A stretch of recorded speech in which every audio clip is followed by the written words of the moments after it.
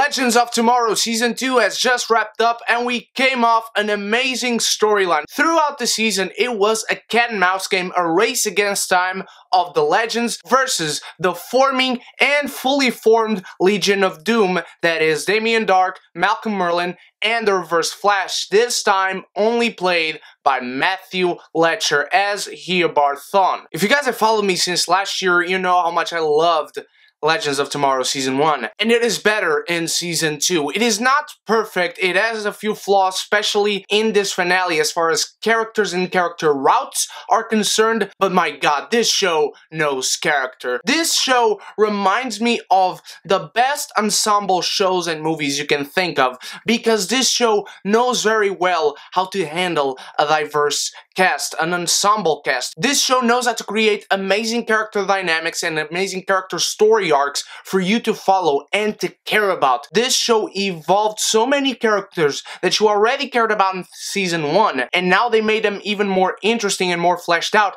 in Season 2. I love that in the first half of the season, we had Sarah assuming the mantle of Captain, and being fair, she assumed the mantle of Captain throughout the entire show, but she was incredible, and Caity Lotz playing this character is so good. I love her relationship with Captain Steel. I love her relationship with Rey. I love her relationship with Amara. I love her relationship with Firestorm. I love her relationship she created with Mick. She had some very good back and forth with him throughout the season, and whenever they went on missions in these episodes of this season, she was always the one that mostly interacted with the new characters, especially the C characters that they interacted with in certain stories. Rey was also a character I always liked, but I never loved as much as anyone. I am in love with this dude right now. Ray Palmer Adam is so good. I thought this character was very well handled in the season and became much more of a layered character, especially in the last half that to me is the best half of the season, and we'll talk about it. This guy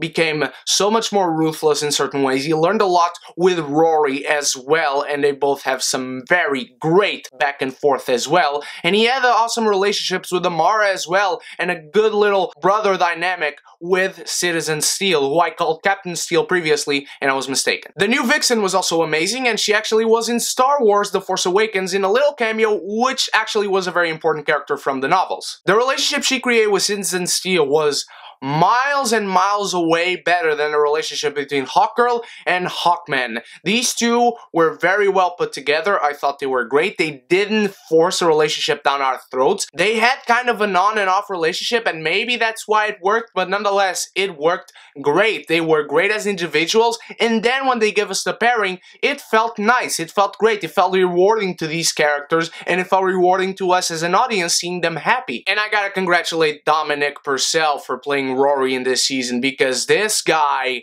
is now officially a hero. If you're a Puritan, you will not like this. I love how good this character became. Not just because he became a hero, he became an interesting, fleshed out, well put together, thought out, well done character. In terms of writing, this was a very well handled character throughout the season because of his new perspective on himself and on his former partner, Leonard Snart, who died in the last season. And also congratulations to Nick Zano, welcome to the team. Very good character. I love this quirkiness. I love how geek he was throughout this show. He never lost that part of being an admirer of superheroes, even though he is now one of them. And he never really became a full hero, and I like that. I like that they did not rush his hero's journey, per se, in the season. He had his moment with his grandfather, where his grandfather sacrificed himself, which is another great theme in the season, and we'll talk about that. And I think he still has a lot to evolve, and I like that he still has a lot to evolve in the next season. Why this season works so much better than the previous one, even though I love the previous one, was because it was throughout its whole run, and I said in the beginning, it was a cat and mouse race, a race against time, no pun intended, because they can travel through time, of just one condensed storyline and them going through different points in time. They went to World War II, they went to Camelot, they went to prehistoric times, they went to the 60s in the moon landing, they went to see Tolkien, and they went to see George Lucas, and they went to the beginnings of America, and I thought this show, and through that, this show became so much more than I thought it would have been according to the last season's finale. This show became comic book on TV. And I mean this in the most earnest of ways. This show is the most comic booky thing I've seen. Not in terms of faithfulness to stories or characters. Comic books are just one-off shoots and you put them down and you read the next issue and it's a completely new, fresh story with the same characters that you already love. This entire season was that. Throughout each episode, one story, one adventure, trying to prevent this from happening, and then you have your awesome villains, and in this season there were awesome villains. And every single week it felt fresh, it felt new, it felt like something we had never seen before. And yes, we went to familiar places, but they always had a new take on it. I love the little episode in the beginning where they had the commentary on Trump's America. I love the episode where they go to see George Lucas, even though the guy who played George Lucas wasn't the best actor. I love, and I know many people love, the episode where they went to see Tolkien, and that was a great episode as well. I'm in the minority where I love the Moonrace episode and I love the Camelot episode. Those were both great. But now let's talk about another thing that made the show great: the villains and their story arcs as well. Eobard Thawne goes and gets Malcolm Merlyn and Damien Darhk, and they put together the Legion of Doom to try and search for the Spear of Destiny, so the Legends must stop them. These three worked great together. They had great chemistry on screen, they had unique motivations onto themselves, and Eobard Thawne was even more fleshed out than he was before on the Flash TV show. This guy became so much more layered now. We now can have a whole new perspective on Eobard Thawne, because now, since he is not an official, let's call it, part of the timeline, the Time Wraith is after them, and we get to find that out of nowhere in the middle of the season, and it just came off again as refreshing and new. And now in the last episode, Sarah does a little adjustments to the timeline, and she brings the Time Wraith out of his cage where the Legion of Doom had put him, and he kills Eobard Thawne. Yeah, he dies in an episode where a lot of people die.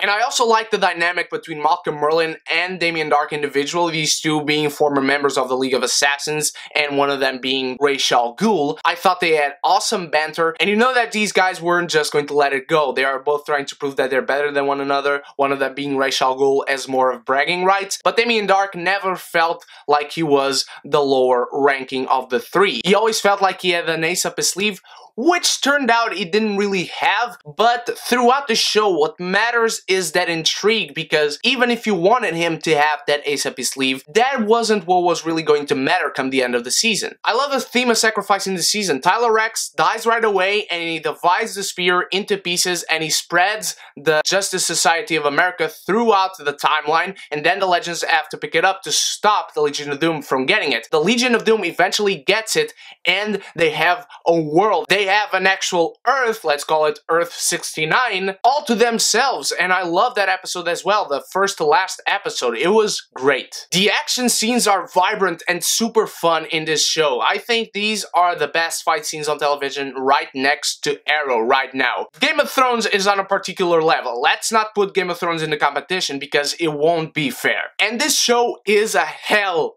of a lot of a cheese fest. But I love it, and this show knows it is a cheese fest. This show is Golden Age comic books come to life. This show has so much life to it. It is so energetic, and the characters bring such a life to this show. Not only individually, but as a group. You love each and every single one of these characters, because each and every single one of them is different from one another, and all of them has something to do. And I love that each and every single episode, just like the characters, felt different, felt fresh, felt like a new issue of a comic book right coming to the shop, and you pick it up right on the day that it comes out, and you read it and you love it. And every single time I watch an episode, I did. I do think that the first half of the show is really one of the weakest parts, because Arthur Darvill as Rip Hunter is one of my favorite characters in the entire Arrow CW DC verse, if you want to call it that, and I really did miss him in the first half of the season. I know he was filmed in Broadchurch, but damn, I missed him. And I'm kind of disappointed to see that he is now gone after this last episode. Please, come back, Rip Hunter. Please, don't go. I love what it gives to the character of Sarah, but I don't want to see Rip Hunter go. She should have convinced him to stay in the team. And also, despite liking Amara, liking Citizen Steel, and liking their relationship together, I don't think this was a decision that felt right to her character. I'm not going to call it an outright betrayal to the character. I don't think it's that severe, because they can go back to the part of the timeline where she left, and then they put her there, and Destiny will fulfill itself right as it should. But I don't think that she would have made that decision just for Citizen Steel, because again, they have an off and on relationship. That's why it worked. I'm afraid that in next season they're going to shove that relationship down our face, just like they did the Hawkgirl and Hawkman storyline. And granted, this relationship worked because they are very good actors, and they were good actors, and they had good characters. These were good characters. But the actors,